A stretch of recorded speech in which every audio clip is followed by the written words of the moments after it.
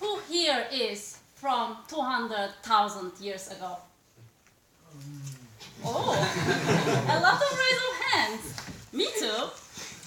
And I bet the people who haven't raised hands are also from 200,000 years ago. Don't worry, I'm not going to speak about our past lives. I'm just going to speak about our brain. Our brain is from 200,000 years ago. Remember the times where we were living in the nature, hiding in the caves? No? Don't remember? Yeah, so back then we had some shortcuts. Our brain had shortcuts to keep us alive, to help us survive. Now that we are in the modern society, we are living in the cities. We are not attacked by wild predators. We have places where we can retreat and hide. And we don't need these brain shortcuts that help us to fight, to freeze, or to flight.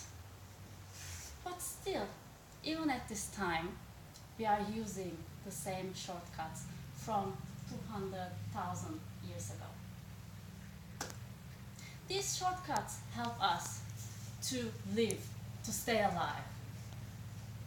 But also these shortcuts make ourselves small. If we follow them, we can become sad and we can live unfulfilling lives.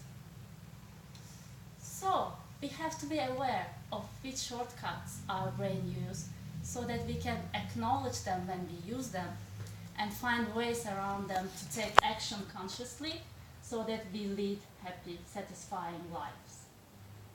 And today I'm going to share with you 3 main shortcuts our brain uses. First shortcut is overgeneralization. I want you to think about your grumpy grandfather. A grumpy grandfather if you don't have one. This grumpy grandfather has very strict ideas about everything. For this grandfather, everything is either black or white. Everything is always or never. He lives on the edges of life, from 0 to 100.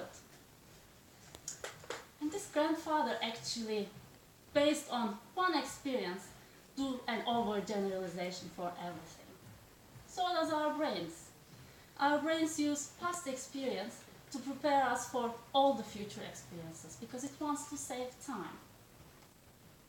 But when we live, when we take this message from our brain and just act with it, then we are missing all these varieties that are possible about ourselves, about others, about life. All these colors between black and white. Second generalization, second shortcut that the brain uses is discounting the positive.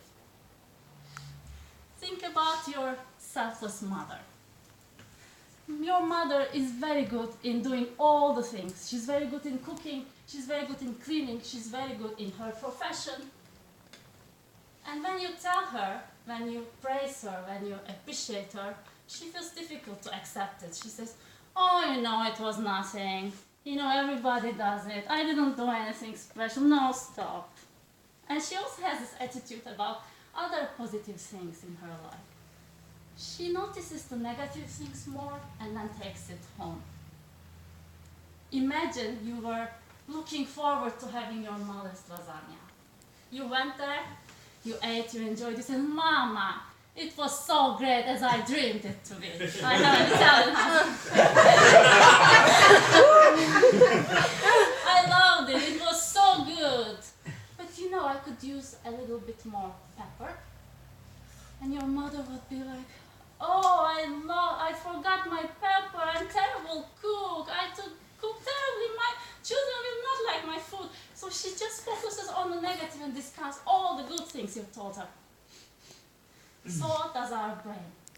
And it doesn't do it for a bad purpose, it wants to protect us. It wants to focus our attention to something maybe not working as well as we would like to be, so that we improve it and we move forward stronger.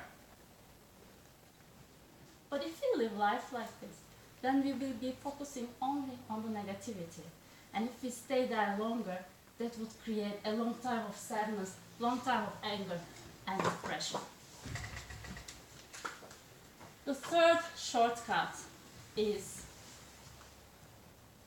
future predictions, reading minds, jumping into conclusions.